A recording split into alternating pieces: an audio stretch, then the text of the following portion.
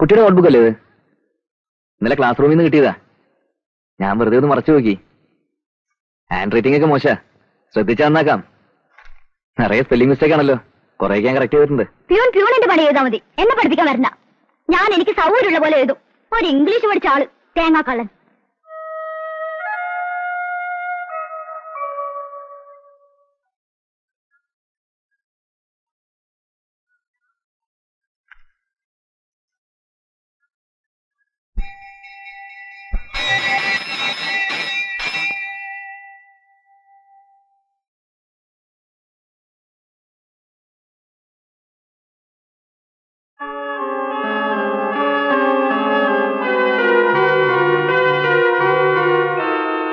എന്ന് ദേവിയുടെ ദാസൻ.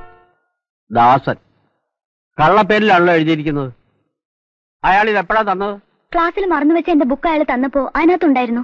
ഓ, കൗണ്ടർ. കുഞ്ഞലക്ഷ്മി ഒരു കാര്യം ചെയ്യൂ, ക്ലാസ്സിലേക്ക് പൊക്കോളൂ. വേണ്ടത് എന്താന്ന് വെച്ചാൽ ഞാൻ ചെയ്തോളാം. പിന്നെ കുട്ടി ഇത് വീട്ടിൽ ആരോടും പറയണ്ട. ചേട്ടന്മാരൊക്കെ അറിഞ്ഞ് വെറുതെ എന്തിനാ ഒരു പ്രോബ്ലം, മനസ്സിലായല്ലോ? ഞാൻ പറഞ്ഞത് മറക്കണ്ട. വീട്ടിലാരോടും.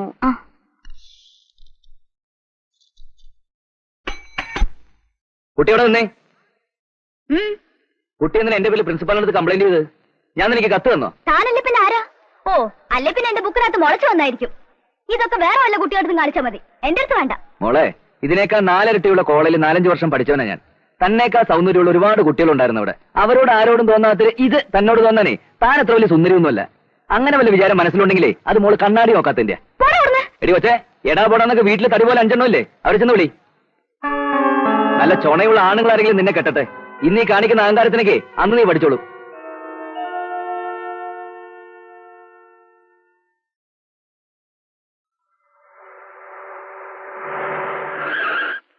ശിവശങ്കരന് എങ്ങനെ ഉണ്ടോ ഞങ്ങളുടെ നാട്? താനും വന്നേ, ഒരു കാര്യം പറയട്ടെ. എടാ നായിന്റെ മോനെ, നിന്റെ തോന്നിയാസം കാവുംപാട്ട കുട്ടിയോടാ. മര്യാദയ്ക്ക് ജീവിച്ചില്ലെങ്കിൽ അടിച്ചു വന്ന് പുഴയിലെറി. മനസ്സിലായോടോ നിനക്ക്?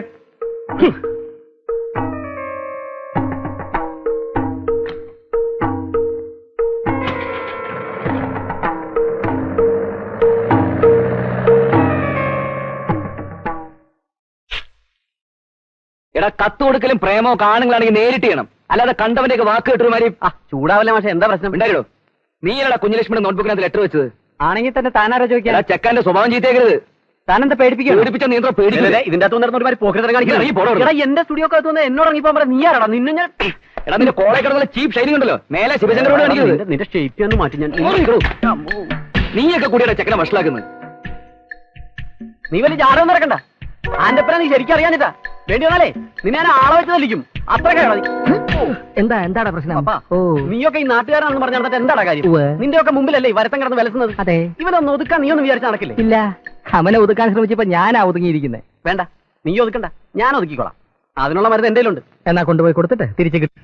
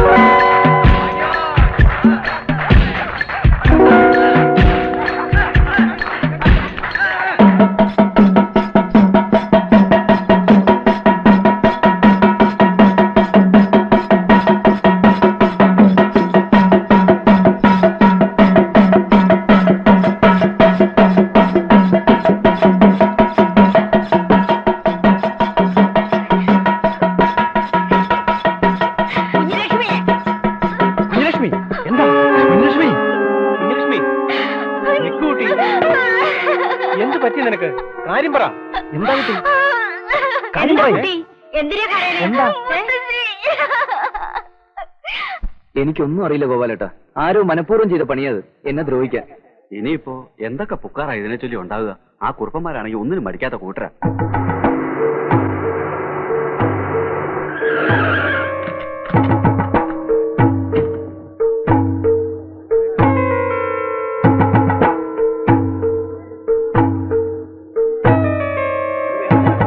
ക്ഷോഭിക്കാതിരിക്കൂ കുറുപ്പേ.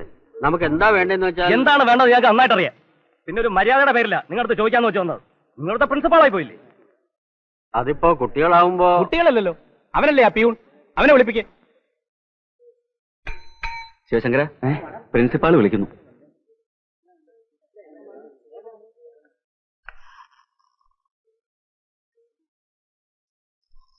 ചോദിക്കും പ്രിൻസിപ്പാളെ.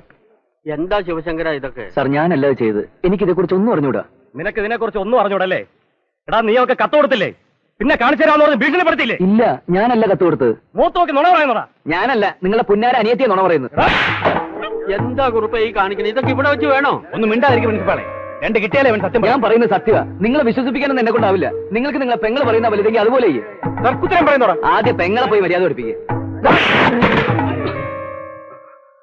നിങ്ങൾ എല്ലാരും കൂടെ ഇങ്ങനെ തുടങ്ങിയാൽ ഞാനിപ്പോ എന്താ ചെയ്യാ? പ്രിൻസിപ്പാൾ പറയുന്ന പോലെ ചെയ്താൽ മതി.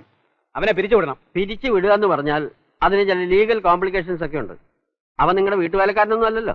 അതുകൊണ്ട് ഇനിയും ആ താൻ തോന്നി അവിടെ വെച്ചു വായിക്കണമെന്ന്? വേണ്ട, പിരിച്ചു വിടാം. പക്ഷെ അതിന് മതിയായൊരു കാരണം. അവൻ ആ കോളേജിൽ ഉള്ളിടത്തോളം കാലം കുട്ടി പഠിക്കാൻ പോവില്ല എന്നാ. ഞങ്ങൾക്ക് മുഖ്യ അവളുടെ പഠിപ്പാ. അല്ലെങ്കിൽ പൂട്ടിക്കളയാം. എന്നാ പിന്നെ പൂട്ടല്ലേ നല്ലത്. ഞാൻ എന്റെ അഭിപ്രായം പറയാം. തൽക്കാലം അവനെ ഒരു സസ്പെൻഷനിൽ നിർത്താം. പിന്നെ വേണ്ടതുപോലെ ചെയ്യാം. എന്താ വീരഭദ്രക്കുറിപ്പ് പറയുന്നത്?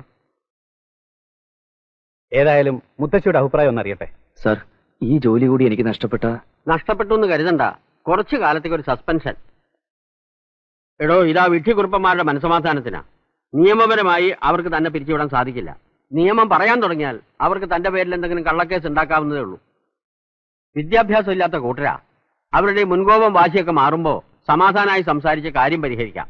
താൻ ധൈര്യമായിട്ട് പോക്കോ.